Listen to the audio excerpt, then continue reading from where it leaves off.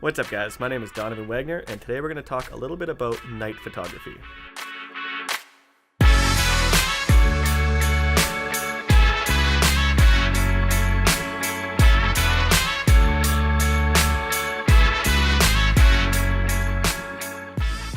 So I have a lot of people ask me how to do night photography, and I think it's definitely something we all try to experiment with when we're first starting out because it's a lot of fun and it's different. So there's three things you really need to focus on with night photography, and those three things are your shutter speed, aperture, and ISO. They all work together, but in very different ways. So the first thing to consider with night photography is your shutter speed. So it depends on what kind of photos you're trying to take at night, whether it's cityscapes or landscape photos, or if you're trying to take portraits of somebody like Brandon Wolfel style with neon signs. They're all very different. If you're shooting landscapes or cityscapes and you want that long exposure effect like that you see with light trails with cars, or maybe the star trails that you see on Instagram, then you want to slow your shutter speed right down, even as low as 30 seconds long. The second thing to think about when doing night photography is your aperture. We all know that when you have a wider aperture, it allows more light to your sensor, but there's also some cool things you can do when you turn your aperture to a high number with night photography. If you've ever seen a photo where the lights give off a starburst kind of effect, that's because somebody turned their aperture really high, and that's the light actually wrapping around the blades inside your lens.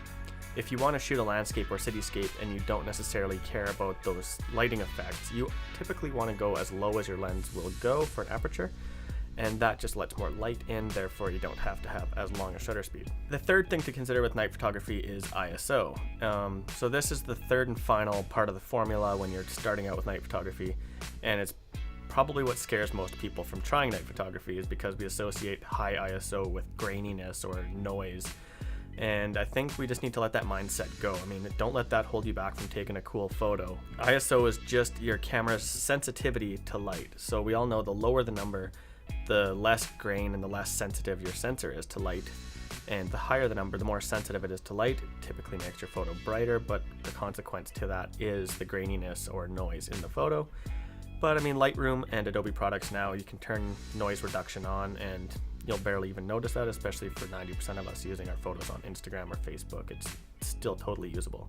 A lot of beginners often think night photography means you have to use flash, because naturally when you have your first DSLR and it has a pop-up flash, it's gonna pop up when it reads a low light situation. Flash with night photography is a whole other thing, and do not worry about using flash. And the final thing I want to touch base on is sensor size. So if you're shooting on a micro 4/3 camera or an APS-C crop sensor DSLR or a full frame 35mm sensor, those all react differently in low light.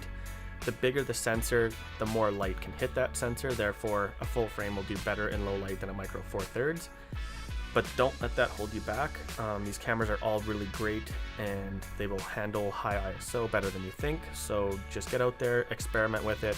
If you find night photography is something you want to explore more of, then maybe look at investing in bigger sensor camera. But when you're starting out, just get out there and try new things.